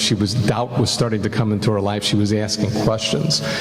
Faith kept all of us engaged in the depth of the pain, but also buoyed us in a way that's actually inexplicable, and I don't think a scientific study could ever really fully get at what faith does for you in those kind of situations if you have it. I just know that it's there because I've experienced it, and because I have other people who have also experienced it, and in the sharing, we recognize patterns of what happened in our life that helped us to endure really something horrible. Can I say something? Sure. We have, I think, 2 more questions to get to, so yeah. Oh, okay. Václav Havel is I think he's Czech. He's a Czech poet, and he was a revolutionary against the Russians when the Berlin Wall was falling and all this. And they gave him the American Medal of Freedom in the mid-90s. And he came and he gave a talk that really disturbed a lot of people on the 4th of July in Philadelphia, because he said, knocked on the podium, he said, you know, science is great. It tells us an awful lot, but it stays on the surface. And there's so much more to life. Now, he's a poet, and he thinks you need poetry to get to the depth. I think there's so much more to life that faith begins to open up, that depth that I talked about, the mystery that is present in it. Science is able to do certain things, but it just doesn't get us there. Economics doesn't get us there. Hopefully economics can do their work and they keep the world on track, and God knows what else they do, but what they can't tell you is what life is about. Where the depth? What do you live out of? How do you ground your values? What do you believe in that's going to guide your life? That's why I think faith is important. At your depth, what are you about? And I don't think you're going to find the answer to that in your physics book. So let me touch on one is on this in a couple of ways. So one is this notion of, first of all, I agree with everything they just said, to be perfectly honest. And there's this faith, the term faith itself, though, is inherently Western in its outlook, and it's often kind of a fuzzy substitute for belief or beliefism, for lack of a better term. It was interesting, I was involved a few years back in a community process in Seattle called Seeds of Compassion that included Desmond Tutu and the Dalai Lama. And we started out with an interfaith day, and I was at the table as a humanist, and it was very interesting to listen to the dialogue and struggle around that table. And what we ultimately came to, not because of me, but because of some people who are practitioners of dharmic religious traditions at the table, that the term faith didn't represent either my spiritual practice, and it didn't represent the dharmic practices, which are really about praxis, about how you live, how you love, who you serve. And so that was an aha for me about kind of the subtle difference between faith and other more, maybe other ways of expressing kind of what it means to be spiritual.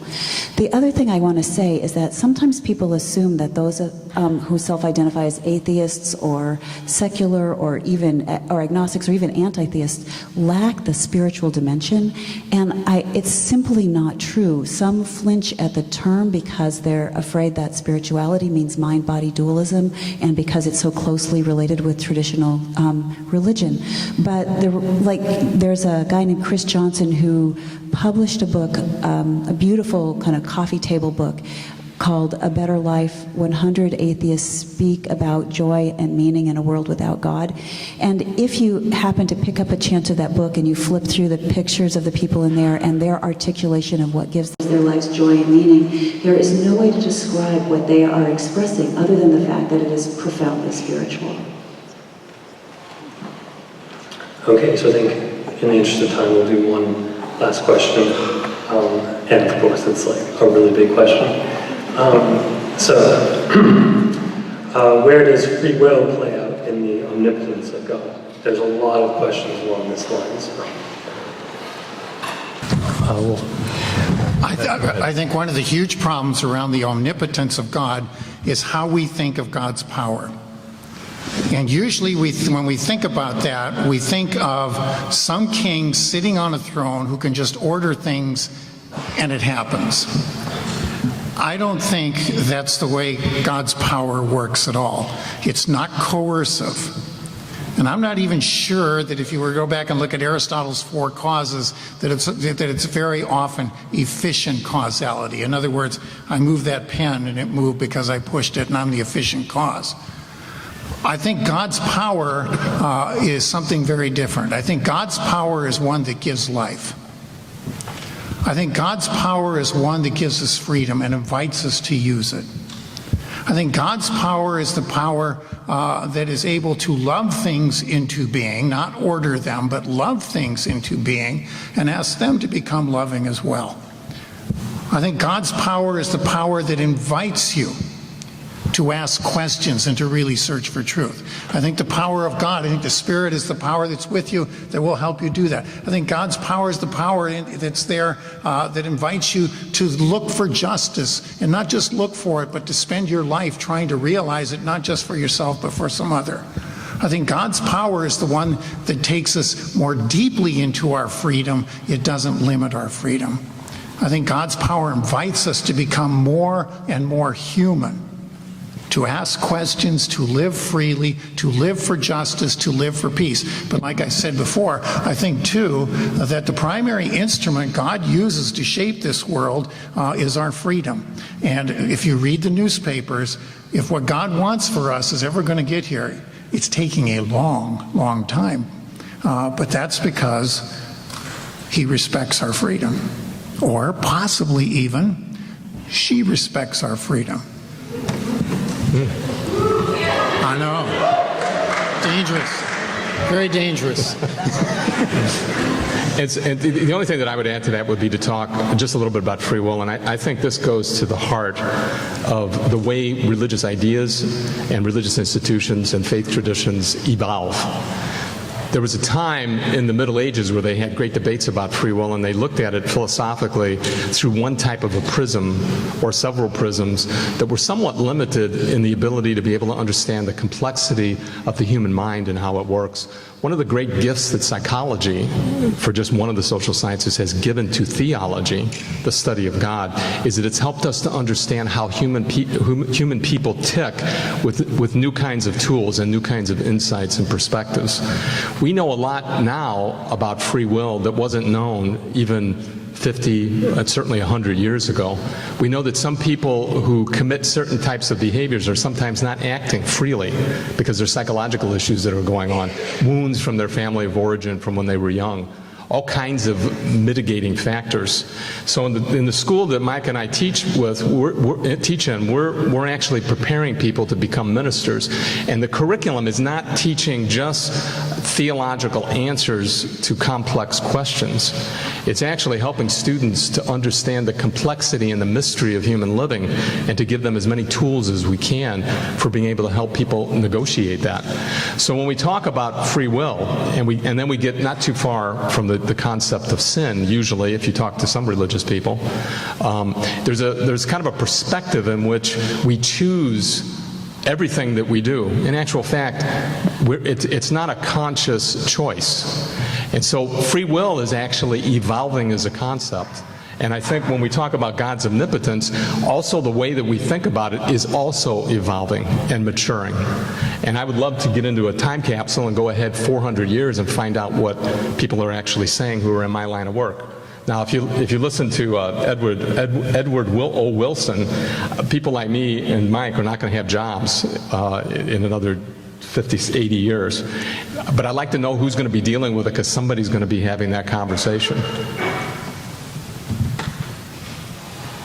Good. Okay, so that concludes the Q&A portion. Unfortunately, we weren't able to get to the other question about morality, which that's my personal favorite. But if I could offer one small plug, if you're interested in this kind of Q&A style thing, the Freethinkers are going to have a slightly smaller event called Ask Us Anything, where it's just a panel discussion with various local religious leaders. Exactly this kind of thing. Ask them all these questions again, or new questions. That will be next week, next Thursday. And you can find more information online. So, now we can have closing statements if you so desire, starting with Reverend Raschko.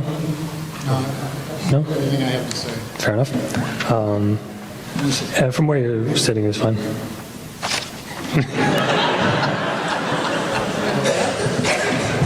Just had a few closing thoughts. I found this a invigorating discussion, and again, as I mentioned before, a lot of things to like from the other side of the aisle.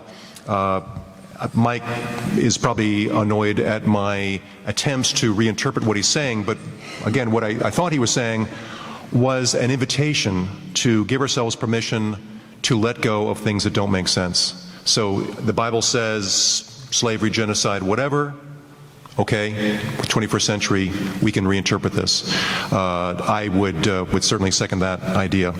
Let me leave you with a kind of a metaphor. If you imagine a church steeple with a lightning rod, the church steeple says that God exists, and the lightning rod says that it can reduce damage from lightning. Which one, when you see this church steeple, which one of those two actually has the evidence to back it up? To the Christians in the audience, I hope that in this debate I've given you some things to consider. I hope I've put a stone in your shoe, as they say. If some of these ideas are annoying, that could be your common sense telling you that there is something to ponder. If God exists, He gave you that big brain to use. You don't get points for showing up in front of St. Peter with low mileage on it. Don't check your brain at the door of the church. Use it to evaluate the claims of the Bible and of your religion. You can accept the Christian story because it's comforting or it's tradition or because it gets you out with a nice community on Sunday. Just don't say that it's for intellectual reasons. In this debate, both sides made claims, but in reality, it's Christianity that makes the big claim. We don't accept claims of unicorns. The evidence is simply not there. And the same is true for Christianity. The evidence is simply not there to uphold the remarkable claim that a God exists that created life, the universe, and everything. Thank you.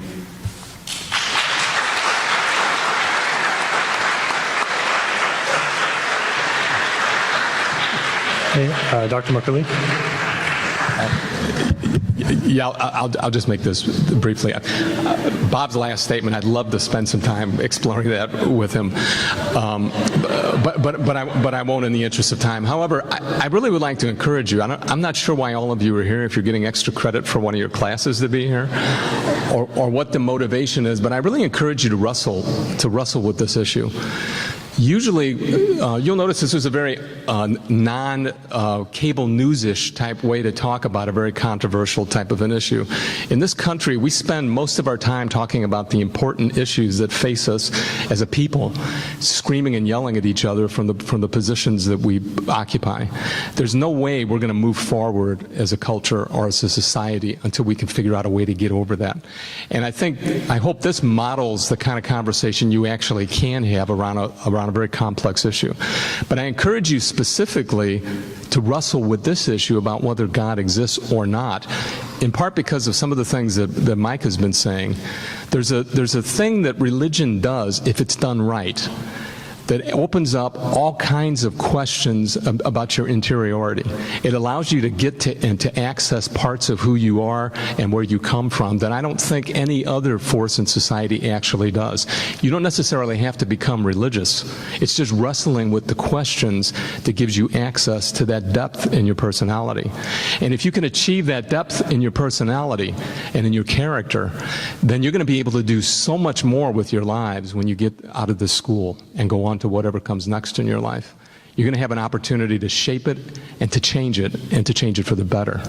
So that may seem like a big promise for wrestling about whether God exists or not. But some of these fundamental questions have not gone away because they tap into something primordial and fundamental to who we are as human beings. And however you come out on either side of the argument, it's the actual wrestling with it that ends up opening up all kinds of new horizons for you. So I'd like to thank both Justin and, Stephen, for actually putting this thing together. I want to talk to whoever did your marketing for this. This is an incredible turnout. So, oh, okay, great. And I really...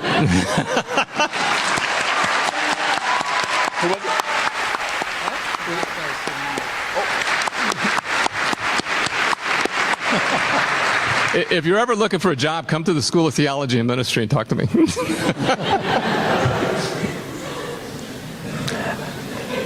Valerie? So I want to say a couple things in closing. One is that I think that even though we may not know precisely what is real, and as I said, there are times when all we can do is make our own best guesses and try to retain some sense of humility about that. I also think there are some things that we can know are not real, and that it's important to have both the heart to kind of think deeply about the questions that we've been discussing tonight, but it's also important to kind of be hard-minded enough to be willing to ask hard questions. And so that's kind of, I'm just going to kind of give you three disjointed thoughts. The second thought that I wanted to leave you with is this. When I don't know if you picked up, but that my background is that I come out of evangelical Christianity. I'm a graduate of Wheaton College of Billy Graham fame. And when that tradition stopped making sense for me, when I was in that tradition, I thought of my spiritual kin as people who, like me, believed that they were saved by the blood of Jesus on the cross and through the born-again experience and were going to heaven together. And when that stopped fitting for me, I thought that my spiritual kin were people who had kind of cast aside these kind of self-centered and transparent notions, and so it was a matter of kind of non-belief. And at some point I had this aha, which was that my own spiritual center wasn't about belief. It was about, how do I live? Who do I love? How do I serve? And when I realized that that was the center of my spiritual practice, then I realized that there were people who were my spiritual kin, both within Christianity and within other kinds of religious traditions, and people who, like me, adhered to no religious tradition or any kind of supernaturalism. And that was a transforming a recognition for me. The third thing I want to leave you with is this. These are really important questions that shape your life priorities, kind of what your best guesses are about what God is, who God is, how God wants us to live, are things that will shape your priorities for the rest of your life. And I just want to challenge you to kind of think about the fact how much of your effort it's worth to spend time sorting that through. Like, how much time did you spend deciding to come here to Western? Isn't your spiritual worldview more important than what school you go to? So I would encourage you to take the time you need to kind of put the effort into, whether it's days or weeks or months even, to really ask yourself, how can I come to the best possible understanding of what it means to kind of live in the center of what's good and what's real? You know, when I think about my brother and sister who are really kind, decent people who are still committed evangelicals, the one point on which I find myself actually ashamed of them, obviously this is a big sister thing, is that I'm ashamed that they could devote their lives to the beliefs that we were raised in without ever taking even 1 week to step outside and ask themselves where those beliefs come from in the history of humanity, or what questions they would have to ask to figure out whether those beliefs are wrong in part or in whole. That just seems like an incredibly low bar for such an important set of questions. Thanks.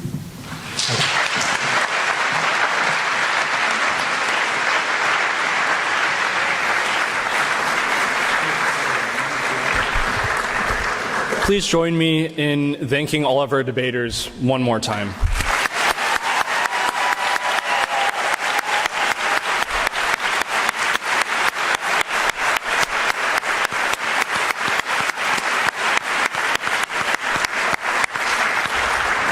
It has been truly a pleasure having all of you here, and all of you as well.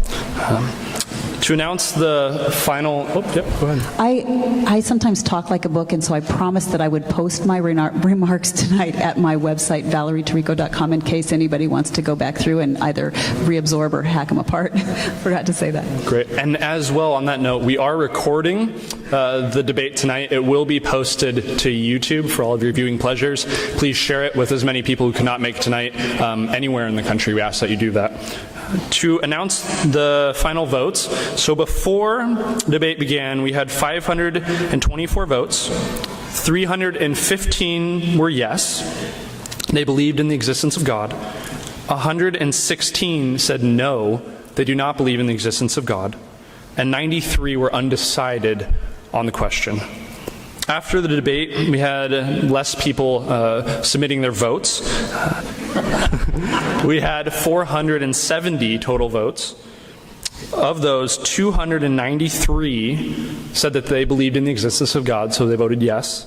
112 voted no, that they do not believe in the existence of God, and we had 65 who were undecided. We calculated this as a percent change of the total. Those who voted yes, so there is a plus 2% change in those out of the total who voted yes. There's a plus 3% change out of the total for those who voted no. And there's a negative 5% change, so a decrease by 5% in those who were undecided on the topic. We ask that this event is not the end of your pursuit of this question or big questions like this in general. We ask that this is a start. As students, we ask that you engage in conversation, seek out somebody who doesn't believe the same thing you do, who doesn't think the same way, and engage in peaceful conversation and dialogue like we have tonight. And I challenge each one of you to not seek what is easy and comfortable. Do not seek to stay in a stagnant state, but truly take on passion and to seek what is true, good, and beautiful. Thank you all for coming. This has been the God Debate.